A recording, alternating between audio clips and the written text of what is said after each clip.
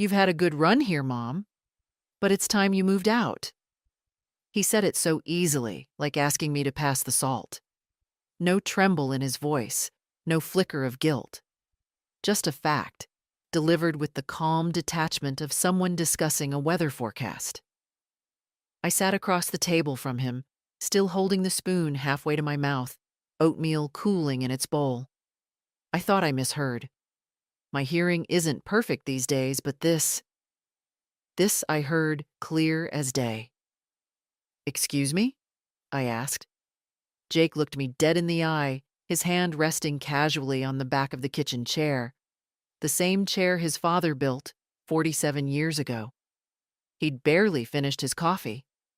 Rebecca, his wife, was at the sink, pretending to rinse something that didn't need rinsing, avoiding my eyes as usual.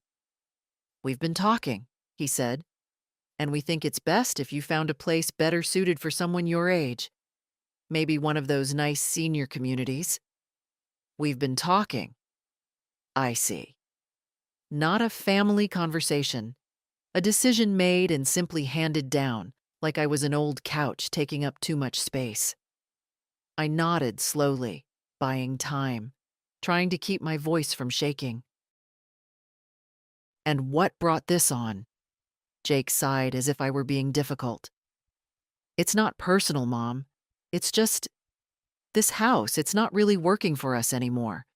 We're thinking of redoing it, expanding, maybe turning it into a home office/rental space.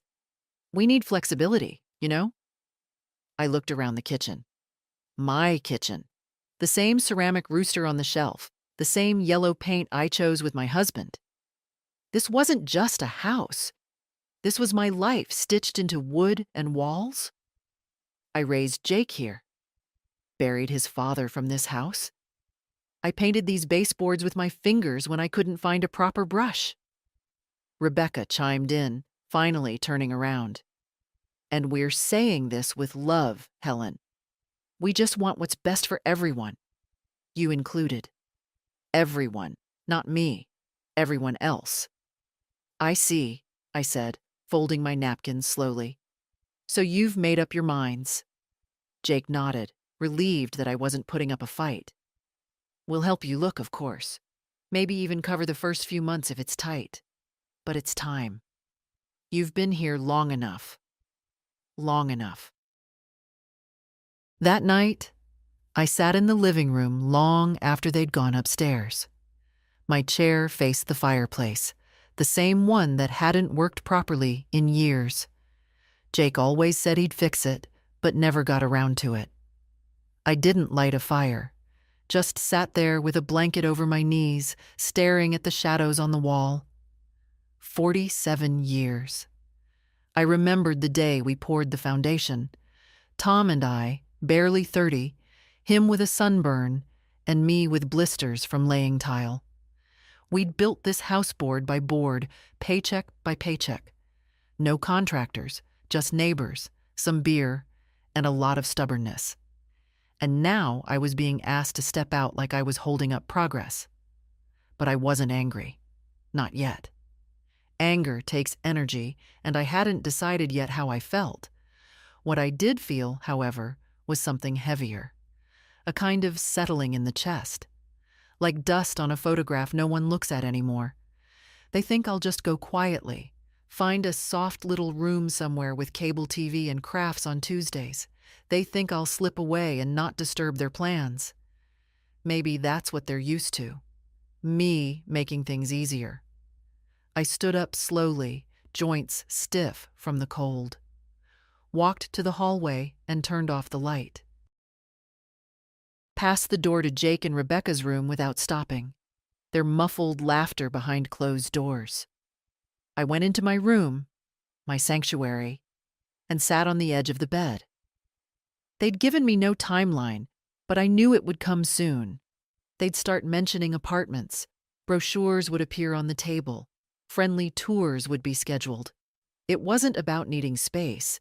It was about no longer needing me. I leaned over, opened the nightstand drawer, and pulled out the little black book where Tom and I used to keep household expenses. The pages were yellowing, but I still used it. Not for budgeting anymore, but out of habit.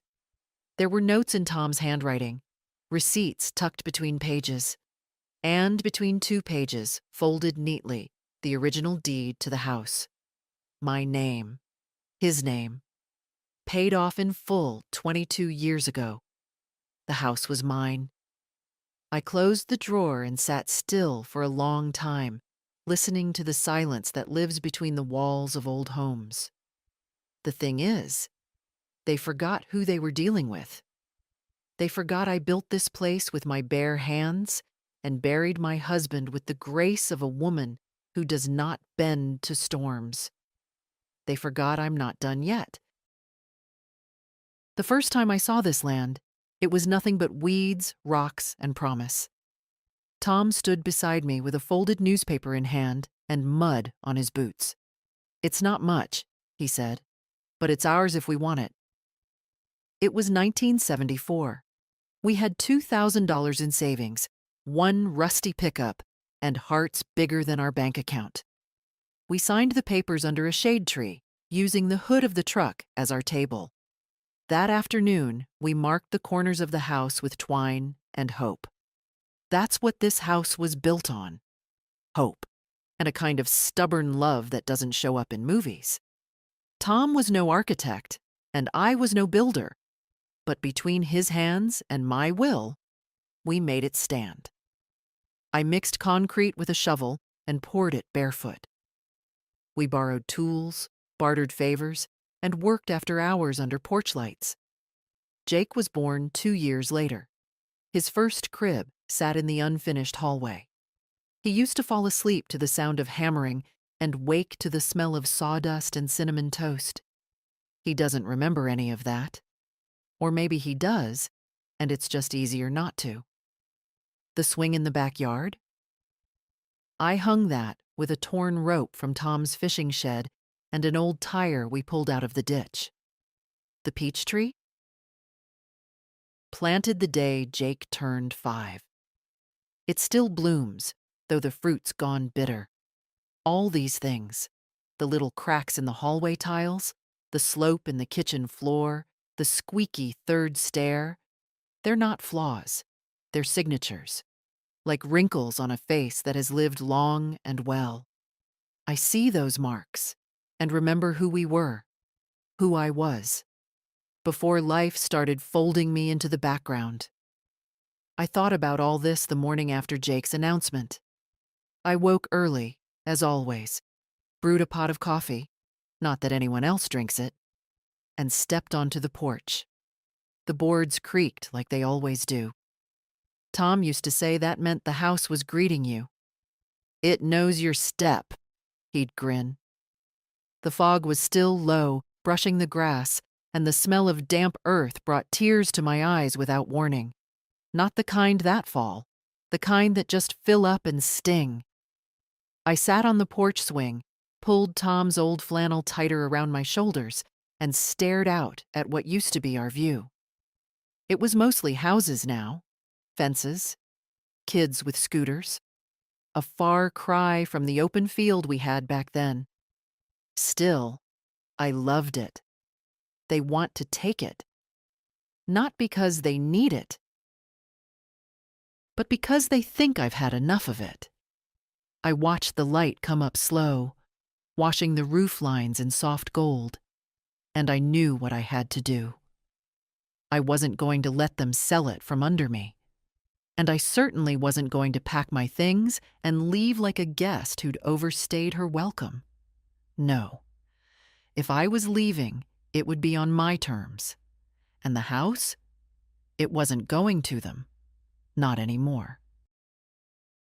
Later that day, when Jake left for work and Rebecca disappeared to her Pilates or brunch or wherever it is she goes when there's no one to supervise, I pulled the old lockbox from the top of the closet. My fingers knew the code by heart. Tom's birthday. Inside were the things that mattered. The deed, the will, the insurance documents, and the savings account we'd never touched except for emergencies. I smiled at that. They didn't even know it existed. I opened the drawer beneath it and pulled out my address book. Not the one on the phone, the real one. Pages worn soft from decades of hands. I flipped through it until I found the name.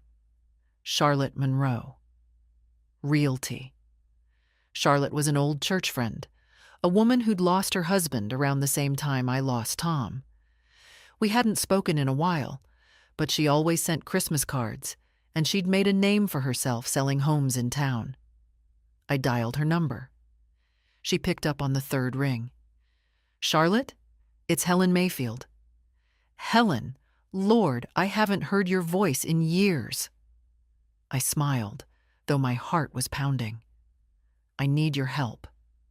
Quietly.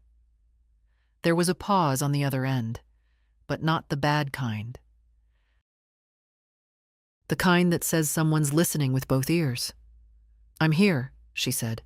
What do you need? I want to sell my house. Helen, her voice softened. Are you sure? As sure as I've ever been. And Jake? I hesitated. He doesn't need to know, not yet. Charlotte didn't ask why. She didn't need to. All right, she said. Then let's get started. By the time we hung up, we had a plan.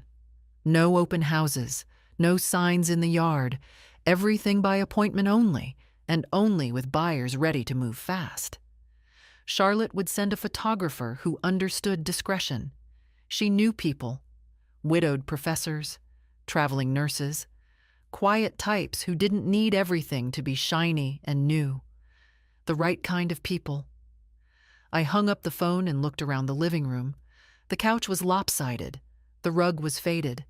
The whole place smelled like lemon polish and old books. It wasn't perfect, but it was mine. There's a drawer in the hallway I haven't opened in years. The wood sticks when it's humid, and it always lets out a little groan when I tug too hard, like it's tired of being reminded. I pulled it open today, careful not to wake the rest of the house. Inside, envelopes, receipts, a brittle rubber band that crumbled in my fingers. This is where I kept the favors. Not cards or birthday notes. Those I stopped getting years ago. This drawer held the real history. The canceled checks, the tuition receipts, the auto repair bills marked paid in my handwriting. Jake's name was on nearly every one. $5,000 for his first car when he was 19. The rust-colored thing he loved until it broke down in the middle of winter. He cried when the mechanic said it was dead. I wrote the check the same day.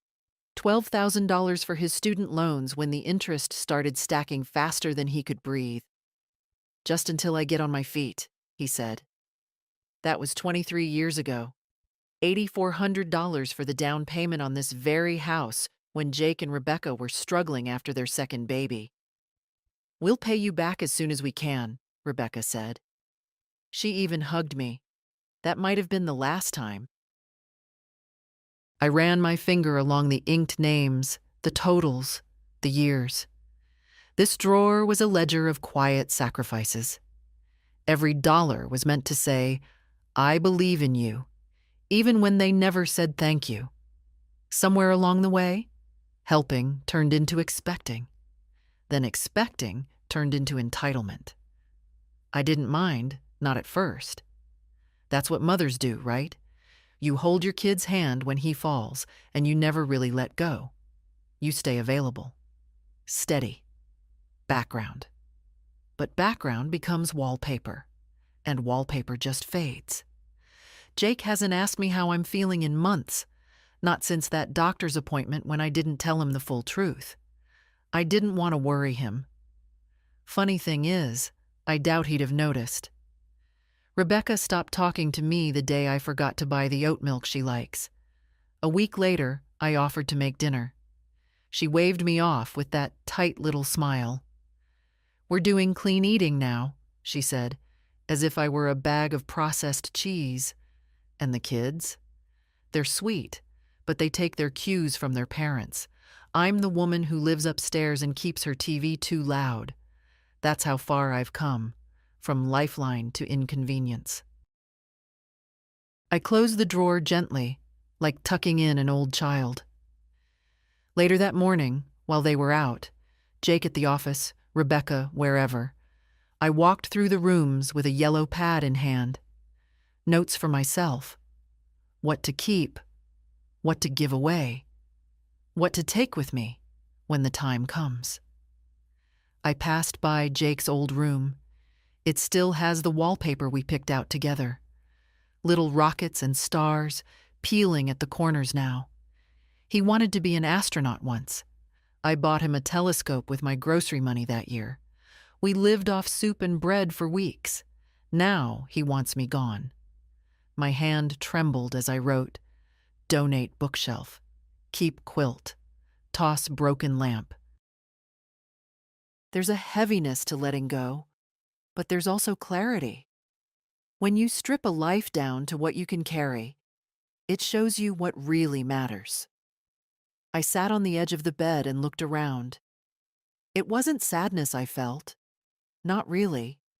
It was something quieter, like waking up from a long nap and remembering who you are. I remembered the way Tom used to look at me when I figured something out before he did. Sharp as a tack, he'd grin. Never underestimate my wife. He'd laugh, wrap his arms around me and say, she built this family with her bare hands. He was right. I paid for Jake's braces when the insurance refused. Paid for summer camp, for his honeymoon, for the time he got laid off and didn't tell Rebecca. He never said thank you, not once. When their hot water heater broke, I wrote the check before he could ask. When Rebecca needed surgery after the third baby, I sat with her at the hospital and stayed 2 nights, sleeping in a chair. She never mentioned it again. It's not about the money. It never was. It's the vanishing, the slow fade from person to function, from mother to footnote. I used to believe that if I just kept giving, eventually I'd be seen again. That they'd look up one day and say, there she is, the woman who held us all together. But people don't look at foundations. They just build on top of them. That afternoon, I called Charlotte again. I'm ready, I said. Let's list it. You're sure? I'm sure. She came by 2 hours later with her assistant, a quiet young woman with a camera and kind eyes. I made coffee, served it in the blue mugs I saved for company. We sat in the living room, the one I decorated with coupons and paint samples from the hardware store. Charlotte asked a few gentle questions. I told her I wanted privacy. No signs. No social media. Just serious buyers. People who understood what a house like this meant. Her assistant took pictures of the front porch, the hallway, the kitchen tile I laid on my knees. She paused in the living room and looked at the worn armchair by the window. This place has soul, she said quietly. I nodded. It's been lived in. That night, I stood in front of the mirror and looked at my reflection. The woman staring back wasn't bitter or broken. She was awake. Rebecca's footsteps always sounded impatient, heels too sharp for a kitchen floor. That morning, she was up early, pacing between cabinets, slamming a cupboard now and then, making enough noise to let the whole house know she had things to do and someone was in her way. That someone, of course, was me. I'd made tea and sat at the kitchen table with the newspaper folded just so. A habit? A ritual. The way I kept my morning quiet, even when others filled the room with noise. She didn't look at me when she reached past to grab her supplements. Just that tight smile, no eye contact. And then she moved to the sink. You used the last of the almond milk, she said flatly. I wasn't aware it was reserved, I replied, sipping my tea. But I'll replace it. She exhaled, as if I'd said something offensive. It's fine. Just, next time, check. Check. as if I were a tenant. She began fussing with the blender, dropping handfuls of powder and greens into it like she was fighting gravity. The noise filled the room. I kept reading, letting my eyes move over the same paragraph for the third time. Jake came in moments later, jacket half on, phone to his ear. He nodded at me, mouthed a vague "morning," and turned his attention to the screen. "Tell them I'll review the contract by noon," he said into the phone. "And no, we're not budging on the delivery timeline." He poured himself coffee, didn't sit, just hovered, barking orders, sipping hot bitterness without pause. Rebecca turned off the blender with a dramatic flourish. "You're going to be late," she snapped. Jake muttered something and disappeared down the hall. Rebecca stayed. She took her glass of green sludge and leaned against the counter, finally turning to me. "So?" she said, in that voice that pretends to be casual but is anything but. "Have you given any thought to what Jake mentioned?" I set down the paper. "You mean the part where I'm asked to leave my own home?" She blinked, then laughed nervously. "It's not like that." "No?" She crossed her arms. "We just think it's time for something more suitable. For you. I mean, this house is big. There are stairs. The plumbing's old. And honestly, you'd have more freedom somewhere designed for old people." "I didn't say that." "No, but you meant it." She didn't respond, just sipped her drink and looked away. I waited. Let the silence settle like dust on the countertop. I've found it unnerves people more than words. Rebecca, never one to tolerate stillness, pressed on. "There's a place in Brookstone Heights. Lovely campus, lots of programs, and they do housekeeping.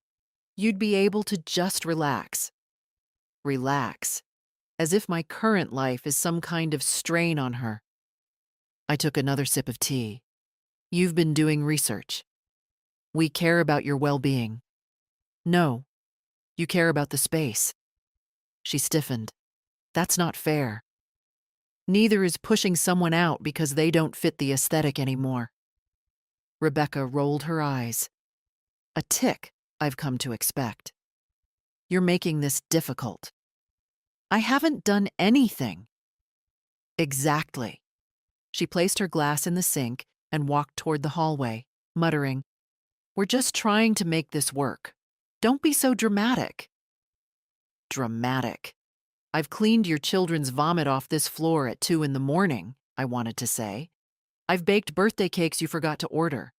I've paid the vet bill when your dog swallowed that Lego. But yes, I'm dramatic, because I'd like not to be evicted from the home I built." She was gone before I could say more. But maybe that was for the best. I sat alone for a while, finishing my tea, the paper untouched. The words had stopped making sense. The house was quiet again, but not peaceful. When I finally stood, I didn't go upstairs. I walked outside instead. The sun was low, and the air smelled like morning grass. I stood at the edge of the yard, looking at the flower bed I once tended every Saturday. It's half weeds now. Rebecca said they were going to redo the garden. Of course they were. I walked back in and climbed the stairs slowly. Not because I had to, my knees are still good, but because I wanted to feel every step. This house, every creak and groan, still speaks to me.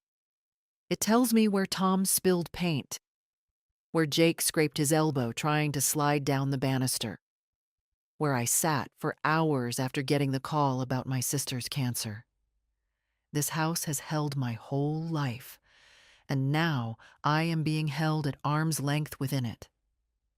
I closed the door to my room and sat on the bed. They think they're doing me a kindness by giving me time, but I see it clearly now. They've already moved on. They're just waiting for me to catch up and disappear. I didn't sleep much that night. Not because of pain, though my joints had their usual protest, but because of silence. A silence that crept under the door, seeped into my thoughts, and made a home in the hollows of my chest. Funny, isn't it? You can live in the same place for decades and suddenly feel like a guest. The walls shift. The air thickens. Even the floorboards stop recognizing your step. By 5 a.m., I gave up pretending to rest. I slipped out of bed and wrapped Tom's old sweater around my shoulders, the green one with the worn elbows. Still smelled faintly of cedar. Downstairs, the house was asleep. I didn't bother turning on the lights. I didn't need them.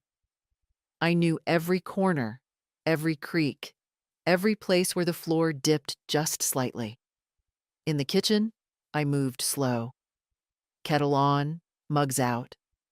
I sliced half a banana, sprinkled a little cinnamon, poured myself a cup of tea. Rituals. Sometimes rituals are all you have when your place in the world is being edited without your consent. I sat at the kitchen table, the one Tom built when Jake was in kindergarten. It still had the scratch where Jake dropped a wrench. I remember yelling, then laughing, then brushing his hair back and telling him it was just a table. He grinned, gap-toothed and proud. That table outlived the man who built it, outlived the boy who once sat at it with sticky fingers and dreams about spaceships. I ran my fingers across the grain and took a deep breath. They want to tear this all down, strip it, repaint it, stage it for guests. They want to sterilize it, make it Instagram ready, turn my life into a neutral backdrop. They want me gone so they can start again. Well, let them start again. But not with my house. I reached into the drawer by the fridge and pulled out my small notebook, the one I used for grocery lists and reminders. I flipped to a blank page and began to write. Bank, appointment, title documents, Charlotte. Confirm buyer readiness. Start packing books. Arrange storage for keepsakes. Call insurance. Each line felt like a brick being laid. Not in a wall, in a road. A way forward. I didn't cry. Crying was for another version of me. The one who still waited for things to get better. The one who thought patience earned respect. That version was done. By 6:30, I heard movement upstairs. The thud of feet, the flush of plumbing. Jake's voice, low and clipped, probably already on a work call. Rebecca humming, always humming when she's pleased with herself. I didn't say good morning when they came down. Didn't offer coffee. I simply stepped outside with my tea and closed the door behind me. The air was still. The kind of morning that makes everything feel paused, like the world is taking a breath before something shifts. I walked out to the garden. The roses were long gone, but the earth still held the shape of them. I knelt, pressed a hand to the soil. Cool, damp, waiting. It occurred to me then that I wasn't just leaving a house. I was burying a version of myself. The mother who quietly endured, the helper, the giver who never asked for anything in return, the placeholder for other people's comfort. That woman had done her job. Now it was time for someone else to emerge. Back inside, I found the small lockbox and placed it on the table. I flipped the code open, 1967, the year we moved in. Inside, everything sat in neat stacks, untouched but ready. Deed, will, investment portfolio, Tom's discharge papers from the Navy, the original floor plan of the house, sketched by hand. I laid it all out carefully. Then I took the phone and called Charlotte. Still early, she answered, voice groggy but kind. I'm ready, I said. You sure? I'm more sure than I've been in a long time. There was a pause. All right, she said. Then let's get to work. After the call, I pulled out a second notebook, a red one with a cracked spine. I hadn't used it in years. It was where I kept thoughts that didn't fit anywhere else. I turned to a clean page and wrote, "They think this house belongs to them now, that I'm just a footnote, a gentle removal, but they've forgotten something important. I was here before them. I built this from dirt and debt and scraped knuckles, and I will decide how it ends." Charlotte arrived at exactly 10 a.m., punctual as always. She parked across the street, careful not to draw attention, and walked up the driveway like a neighbor dropping by for coffee. She hadn't changed much, still had that brisk walk, the tidy gray bob, the habit of smoothing the front of her blazer before every conversation. Only her eyes had softened with age. Not duller, just quieter. The kind that had seen enough to know when not to ask too many questions. I opened the door before she could knock. "Morning," I said. She gave me a look, a knowing one, and held up a brown leather folder. "Let's do this properly." We sat at the kitchen table. Rebecca had taken the car for her Pilates class. Jake was in the den with his noise-canceling headphones on, shouting into Zoom meetings. The house had space to talk, as long as you stayed beneath the volume of their lives. Charlotte spread out the documents. Preliminary valuation, disclosures, agency agreement. Her assistant wasn't with her this time. "Discretion," Charlotte said. "She's young and sweet, but doesn't understand the meaning of the word yet." I chuckled. Good instinct. We went through everything, line by line. "The current market was strong," she said.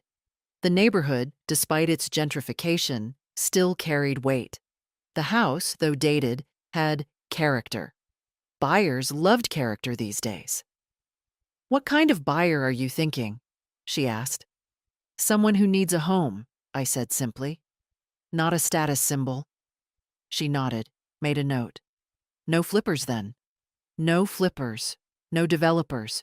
No people with clipboards who talk about knocking out walls before they've even walked through the front door." She smiled. "Understood." We talked timelines. I told her I was ready to move fast, not rushed, but not meandering either. She asked where I'd go, and I told her. Not far. A small cottage 2 towns over, near the library and the co-op. A place I'd visited once with Tom when we were dreaming of retirement before the word meant surrender. I hadn't signed anything yet, but the place was still available. Charlotte offered to make a call when we were done. We paused when Jake came into the kitchen, looking for more coffee. He saw Charlotte, gave her a polite nod. "Oh, Charlotte, right? From church? Didn't know you two kept in touch." "Just catching up," she said smoothly. "Mom, I'll be in meetings most of the afternoon," he said, already turning away. "All right." He didn't ask what we were doing, didn't notice the papers. Just walked out, phone in hand, already mid-sentence with someone more important. Charlotte watched him go and raised an eyebrow. "Does he know?" she asked. "No." "You planning to tell him?" "Eventually." She hesitated. "He's going to be surprised." I met her gaze. Let him be. I've spent years giving notice. None of it was heard. We signed the listing agreement. I initialed every page carefully. Charlotte made copies and put everything back in her folder, neat as church linens. "I'll start showing quietly," she said. "No signs, no ads, just direct contacts. I have a couple, older, retiring, looking to downsize. They'd appreciate this place for what it is. Good. And when offers come in, you'll be the first to know." She stood and gathered her things. "You all right?" she asked. "More than." We hugged briefly, just enough. As she turned to go, I said, "Charlotte?" She stopped. "Yes?" If this goes smoothly, I may ask you to help with the new place. She smiled. It'd be an honor. After she left, I stood at the front window and watched her drive off. The house was quiet again, but this time, it was a different kind of quiet. Not the kind that made me feel invisible, the kind that signaled something was starting. A new engine humming beneath the stillness. The day the first buyer came, I made banana bread. Not because I was trying to impress anyone, I'm past that, but because the smell reminded me that this was a home, not a transaction. If someone didn't feel that, they weren't the right buyer. Charlotte arrived 10 minutes early, as promised. She wore a navy blue jacket, her serious but approachable uniform, and had that leather folder tucked under her arm like always. Just one couple today, she said. No pressure. They're in no rush, and they're used to older homes. I nodded. Let's see if they deserve it. The couple was in their late 50s, maybe early 60s, Elaine and Martin. She had silver-streaked hair and gentle eyes. He wore orthopedic shoes and didn't try to hide them. I liked them immediately for that alone. They didn't talk about tearing down walls. They asked about sun exposure, drafty corners, whether the porch got morning light. Elaine ran her hand slowly along the stair railing, not to check for dust, but because she could tell it had been touched by years of hands. Martin lingered in the garden, asked if the peach tree still bore fruit. I told him it did, but it wasn't sweet anymore. They rarely are after a certain age, he said, but they still bloom. That nearly did me in. Inside, I served tea and slices of banana bread on the blue plates I'd saved for holidays. We sat in the living room, not as seller and buyers, but as people. Elaine turned to me at one point. You must have loved this house. I didn't pretend. I did. I still do. She nodded. Then why are you selling? That question would have unraveled me a month ago. Not now. Because it's mine, I said. And I'd like it to go to someone who understands that. They didn't press.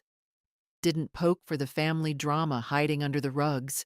Just nodded with the quiet respect of people who had stories of their own. After they left, Charlotte turned to me with a small smile. They want to make an offer. Full asking. I raised an eyebrow. Already? They said the house felt like it had been waiting for them. I didn't say anything. Just stared at the wall where Tom's photo used to hang. The nail was still there. I hadn't taken it down yet. Let's hold a day or two, I said finally. Make sure it's the right one. Charlotte nodded. Of course. But I already knew. I'd known since Elaine ran her hand along the stair rail. Over the next few days, Charlotte fielded 2 more inquiries, both from younger buyers. One wanted to flip it. The other wanted to gut it and install floor-to-ceiling glass. No, I said. She didn't argue. Meanwhile, I started sorting. I didn't tell Jake. Not yet. He and Rebecca were too busy ordering furniture for the remodel I wasn't supposed to know about. They'd assumed I'd leave quietly, that I'd accept a leaflet, nod through a tour of pastel-painted senior units, and vanish with a thank you basket and a prepaid Uber. They didn't know I was orchestrating something else entirely. Charlotte called the following Monday.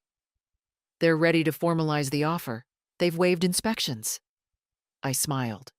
They really want it. They do, but they have one request. What is it? They'd like to meet you again, properly, before finalizing. Not just as the seller, but as, well, as you. That gave me pause.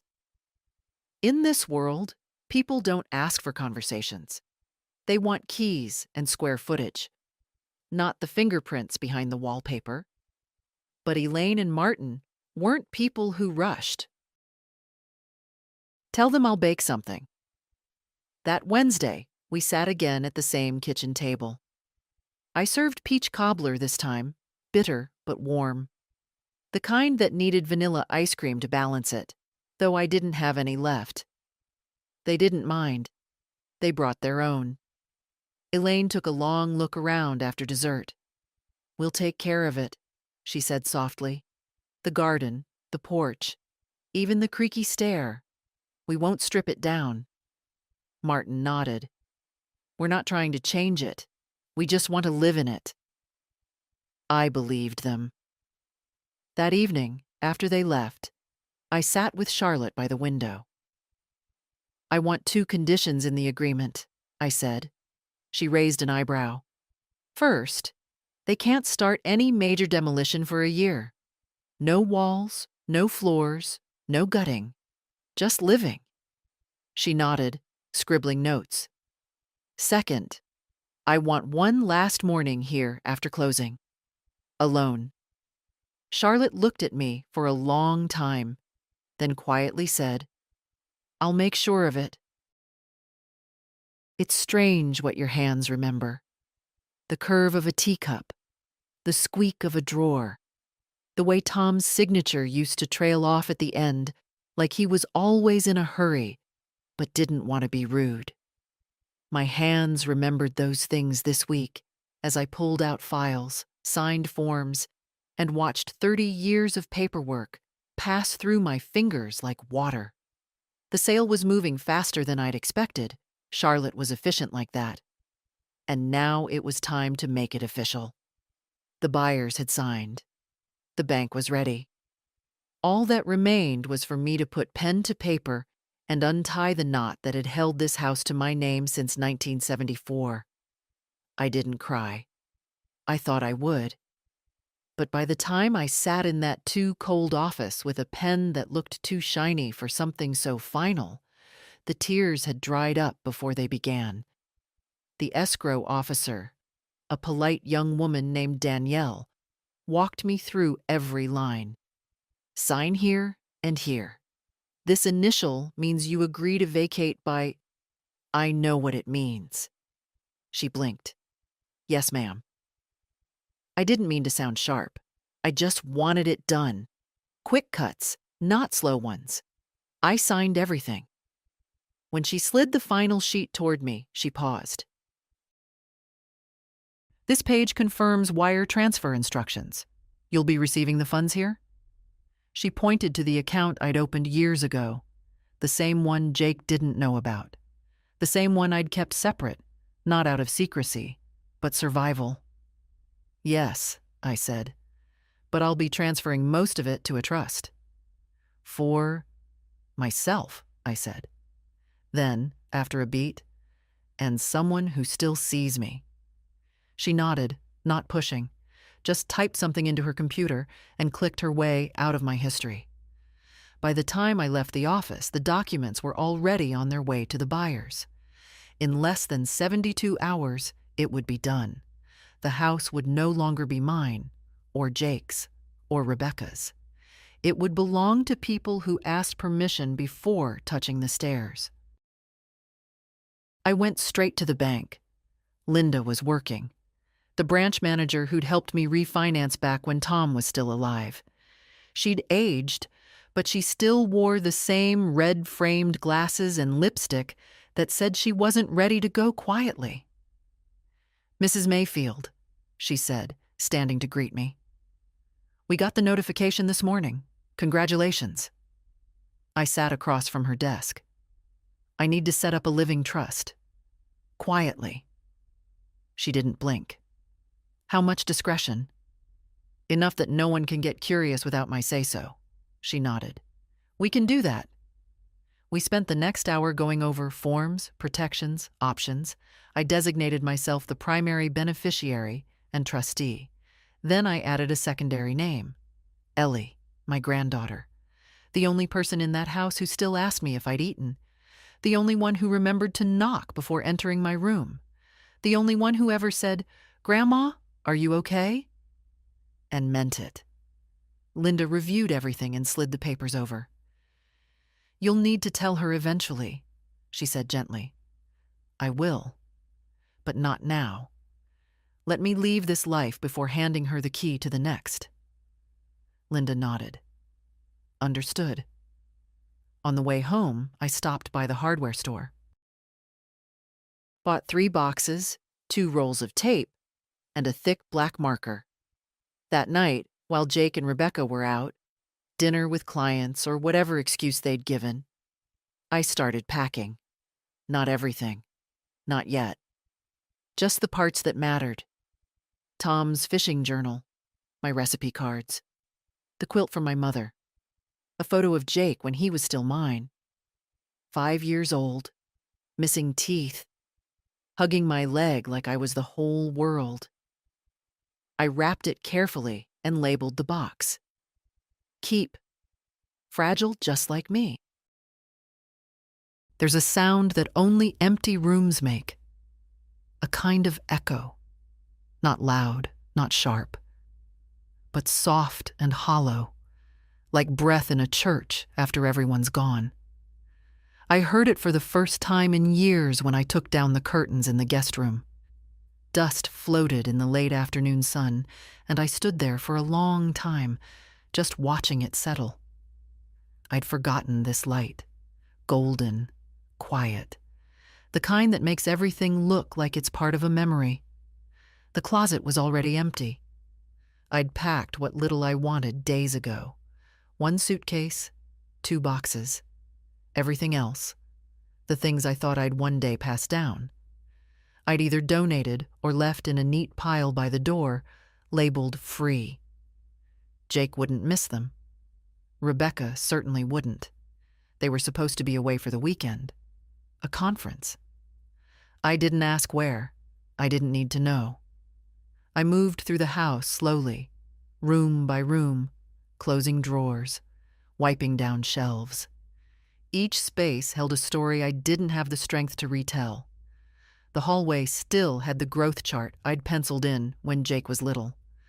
I ran my fingers over the markings. 3-7, age 6. 4-2, age 8. And then, abruptly, the lines stopped. He'd refused to let me measure him after that. Said it was childish. I never erased them. Not even when Rebecca painted the wall beige. The living room was next. I'd already taken down the photos. The only one I left was the picture of Tom above the fireplace. His eyes followed me around the room like he always had something kind to say, but didn't want to interrupt. "I'm almost done," I whispered to him. The kitchen was last. I stood there in silence, listening to the faint hum of the fridge, the tick of the wall clock. I wiped down the counters, straightened the chairs, and finally, turned to the table. I placed a single envelope on it. Jake's name written in ink, my handwriting still steady. Inside, just 2 things: the contact information for Charlotte and a copy of the sale agreement. Already signed, already filed, already funded. I didn't leave a note. I didn't owe him an explanation. Not after the years of silent dismissal, the slow push out the door disguised as kindness. Let him read the paperwork. Let him feel, for once, what it means to be excluded. I picked up my bags and walked to the front door. My taxi was waiting at the curb, engine low, driver leaning against the hood with a bored look. I took one last look around. The house felt smaller now, not just empty, complete, like a book with its final page written. I stepped outside and closed the door behind me, locking it one last time. The keys, all 3, I slid through the mail slot. Let them find them that way. As the taxi pulled away, I didn't look back. Not once. Some things deserve your eyes. Others don't. The taxi dropped me off at a small inn just off Route 18. Nothing fancy. 2 stories, a cracked parking lot, and a front desk run by a woman who didn't ask questions.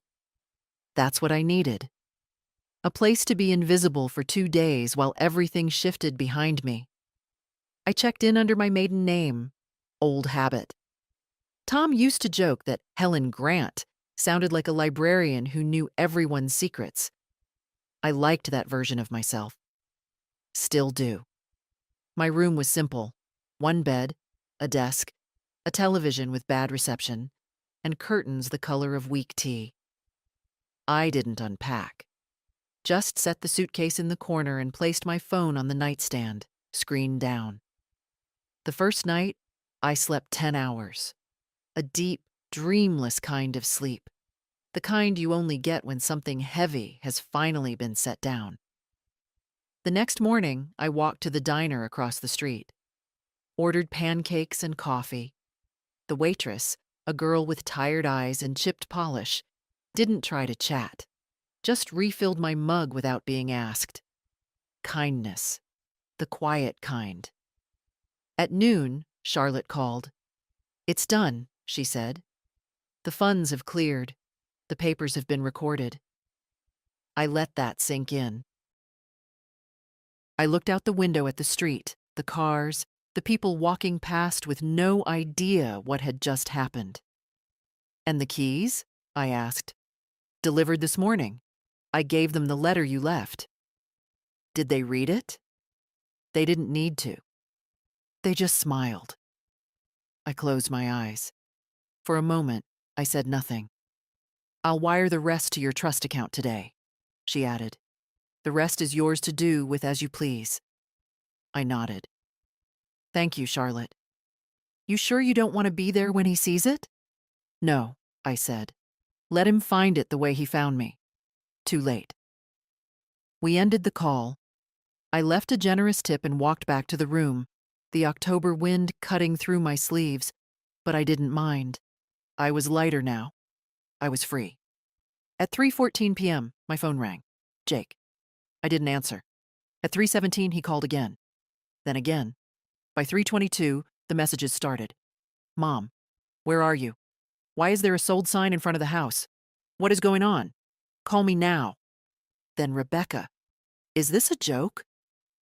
Tell me this is a joke. Why would you do this? We had plans."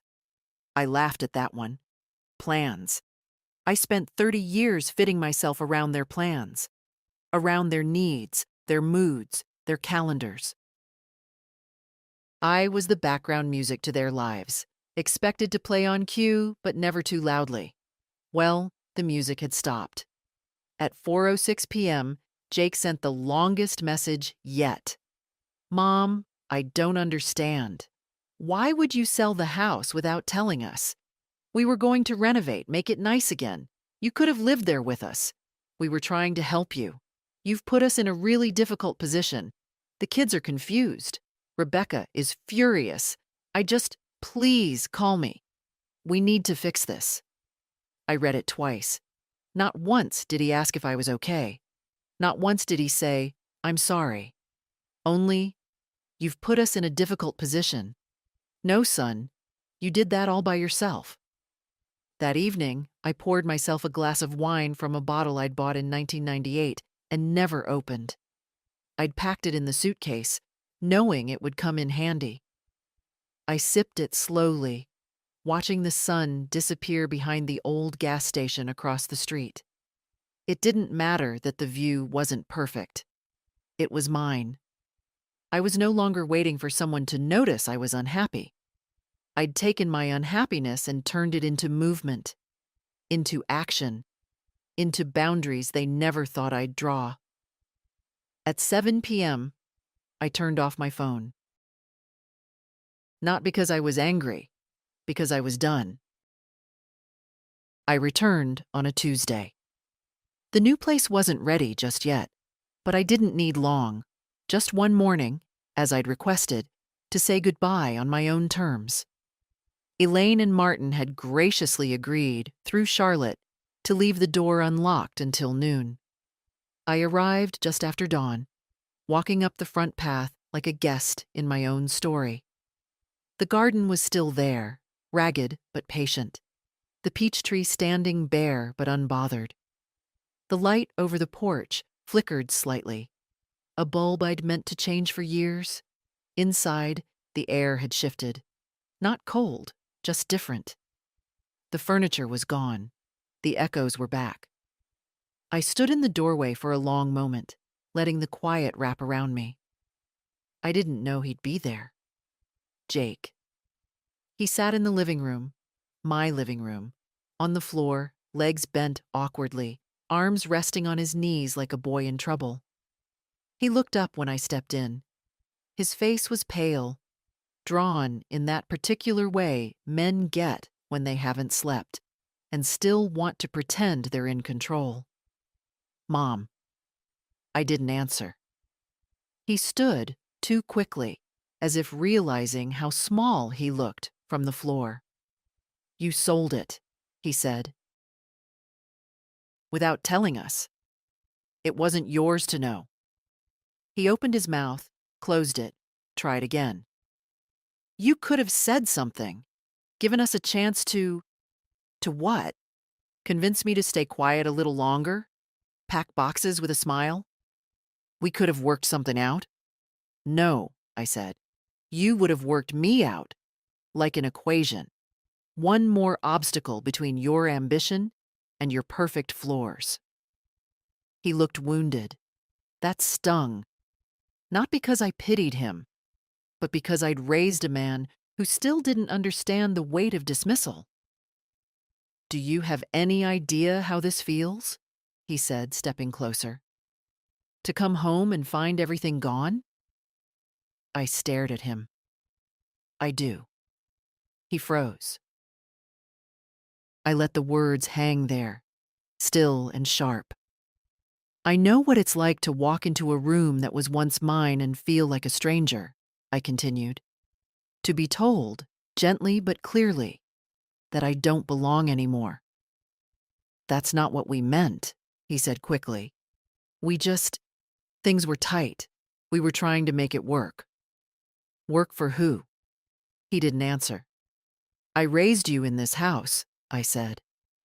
I kept it running with coupons and overtime and things your father never saw. I stayed up nights sewing costumes, driving you to practice, warming soup while you sulked. And then, when it was your turn to offer space, you offered an exit. Jake's shoulders dropped. His eyes looked damp, but he didn't let the tears fall. Not yet. Pride's a stubborn thing. You blindsided us, he said, softer now. Rebecca's furious. I smiled. Of course she is. He took a deep breath. So what now? You're just gone? You just leave and start over? I start again, I corrected. Not over. I bring with me everything that matters. But this house? This place that once held love and turned cold? I'm not dragging that with me. Silence again. He looked away. Looked at the window, the ceiling, anywhere but me. I never meant to hurt you, he said. You didn't mean anything, I replied. And that's the problem.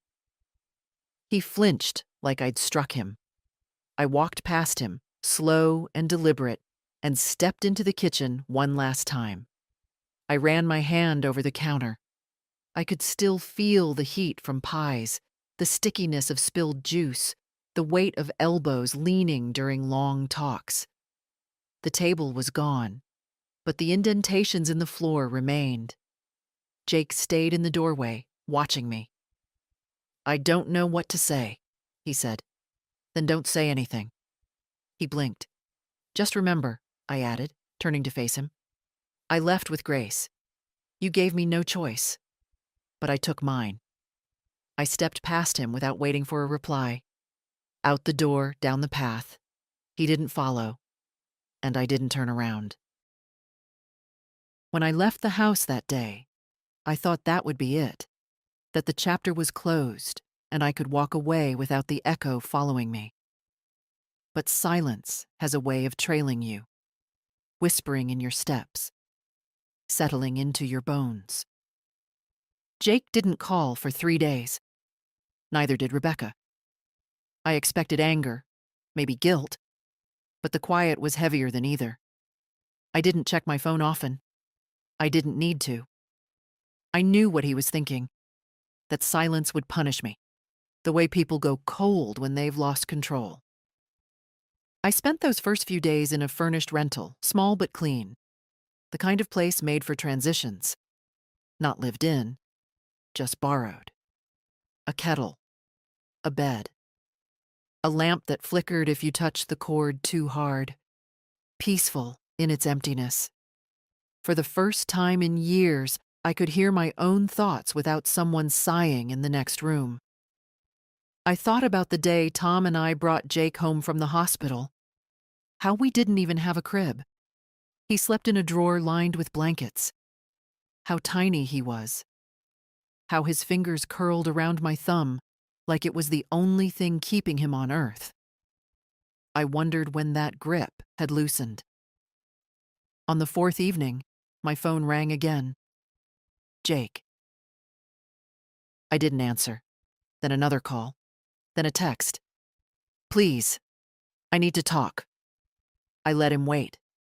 Not to be cruel, but because I finally could. When I did pick up, it was morning. The light was soft, kind, the kind of light that forgives wrinkles. Mom, he said, his voice rough. Can we meet? I hesitated. Why? I don't understand. Why didn't you trust me? That startled a small laugh out of me. Trust, I said. Jake, you asked me to move out of my own home. He sighed, like a man who wanted to rewrite a script that had already been performed. It wasn't like that. It was exactly like that. He went quiet. I could hear traffic in the background, the sound of him pacing. Then, softly, I just wanted to make things better. For you, I said. Not for me. Another pause. Then, I came by today. The new owners let me in for a minute. They said you stopped by that morning. I did. It feels different now. It should. He exhaled shakily. It doesn't feel like home. No, I said. Because it isn't. That was the first time he didn't argue. He didn't hang up either. We just sat there, separated by distance and years of misunderstanding. The silence between us thick but alive. Not cruel this time, just honest. Finally, I said, you built your life around having more, Jake. More rooms, more plans, more reasons. I spent mine trying to give it all to you. I don't regret that. But there comes a point when giving stops being love and starts being erasure. He didn't speak. I could tell he was swallowing hard. You don't have to understand, I continued. Just remember that sometimes silence isn't punishment. It's peace. There was a long pause. Then, very softly, he said, I miss Dad. I know. I think he'd be angry at me. He'd be disappointed, I said, but only because he expected more from you. Another breath. Another pause. Do you hate me? The question surprised me. No, I said. I could never hate you. But I needed you to see me again, not as a problem to fix, but as a person. Sometimes it takes losing something to open your eyes. He whispered something. Maybe, I'm sorry. Maybe, I love you. I couldn't tell, and I didn't ask him to repeat it. When the line went dead, I sat by the window, staring at the street below. A dog walker passed. A boy on a scooter. Life. Moving along. The silence that followed wasn't heavy this time. It was clean. It was earned. And for the first time in a long time, I realized it wasn't loneliness I was feeling. It was space. The new cottage was smaller than I remembered. When Tom and I first saw it, we joked that we'd need to downsize our memories to fit inside. But now, standing in the doorway with 2 boxes and 1 suitcase, it felt just right, like the inside of a well-worn glove. No stairs, no drafty corners, just soft light, quiet walls, and enough room to breathe without apologizing for the air I took up. The landlord was kind, a retired nurse. She handed me the keys with a smile and said, "Take your time settling in. This place needs someone like you." I don't know what she meant, but I chose to believe it was something good. I unpacked slowly, not out of fatigue, but intention. Every object I placed was a declaration. I am still here. Not in the shadows, not as a placeholder. Here, in the center of my own story. The quilt went over the back of the chair. The chipped teacup, the one Jake had painted when he was 5, sat by the sink.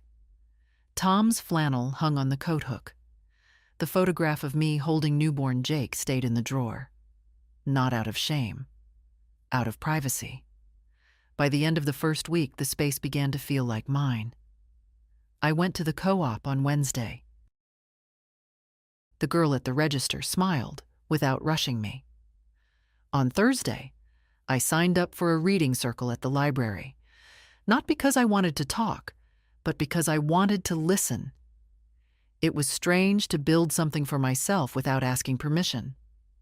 Strange and beautiful. Jake came by on the 10th day. He called first. I appreciated that. It was the first small thing he got right in a long time. When he arrived, he brought tulips, yellow, like the ones I used to plant along the south wall of the house. He stood at the door awkwardly, unsure whether to hug me or just say hello. I didn't help him decide. I made tea. We sat at the small kitchen table, knees bumping under its narrow wood. "I wanted to see you," he said. "You're looking." He nodded, embarrassed. "I've been thinking. A lot." I waited. He swallowed. "I didn't know how much space I was taking until you left." "You didn't think of it as space," I said. "You thought of it as inheritance." He didn't deny it. He just looked at his hands. "I thought I was helping," he said. "Offering you comfort, a plan. But I think what I was really doing was clearing the path for myself." "You were." He nodded slowly. "I forgot you were still walking your own." That silenced us both for a while. Then he said something I hadn't heard from him in years. "I was wrong." I looked at him, really looked. And for a moment, I saw the boy again. Not the man who made boardroom decisions with his mother's name in the margins, but the boy who used to fall asleep on my chest while I hummed old hymns. "Thank you for saying that," I said. He looked up. "I don't need you to fix it," I added. "I just needed you to see it." He nodded. "I see it now." He stood not long after. I didn't ask him to stay. He didn't ask if he could. At the door, he hesitated. "Ellie misses you." My breath caught, just for a second. "She keeps asking when she can visit." "She can," I said. "Any time." He smiled, real this time, and left with more quiet than he came in. When the door closed, I didn't cry. I just stood there, hands wrapped around a warm cup, letting the silence fill the room like light through linen curtains. Later that evening, I opened the drawer and took out the envelope labeled with her name. Ellie. I'd written a letter weeks ago, folded it neatly with the trust documents. Not for now. For later. A way of telling her, when someone sees you, you don't disappear. You begin. It's easy to think that when you leave a place, it stops being part of you. But it doesn't. It travels with you, not in the furniture or the boxes or the photo albums, but in the weight of how you open a door, in the way your hands reach for a switch that isn't there anymore, in the silence between footsteps, when memory fills the floor with ghosts who never meant harm but stayed too long. I felt it yesterday when I folded laundry in the new cottage. The instinct to sort towels into 3 piles instead of one. One for me, one for Jake and Rebecca, one for the kids when they stayed over. There's no reason to do that now. And still, my hands moved automatically. Old patterns take time to unlearn. That evening, I sat on the small porch with a blanket around my legs, watching the wind toy with the dying hydrangeas by the fence. A neighbor waved on her way home. I didn't know her name, but the gesture was enough. Inside, the radio played soft jazz. I let it hum in the background while I read, not to distract, but to accompany. Loneliness and solitude aren't the same thing, I've come to realize. I'm alone now, yes, but I'm not lost. Jake calls every few days. Short calls, but quieter, less defensive. He asks if I'm eating well, if I need anything. He always says my name now, not just Mom, but Mom, are you sure? And, Mom, I was thinking, as if he finally understands I exist outside his schedule. We don't talk about the house. We don't talk about the sale. That chapter is closed, and he's wise enough not to try and pry it open again. Rebecca hasn't called. I don't expect she will. That's all right. Not every ending needs applause. Ellie did come last weekend. She brought me a drawing she'd made, our old house with the big tree in front, and me standing on the porch with a pie in one hand and a cat at my feet. We never had a cat, but I didn't correct her. I miss your pancakes, she said. You'll get them tomorrow, I promised. We cooked together the next morning, her in one of my aprons, sleeves rolled up like she was about to perform surgery.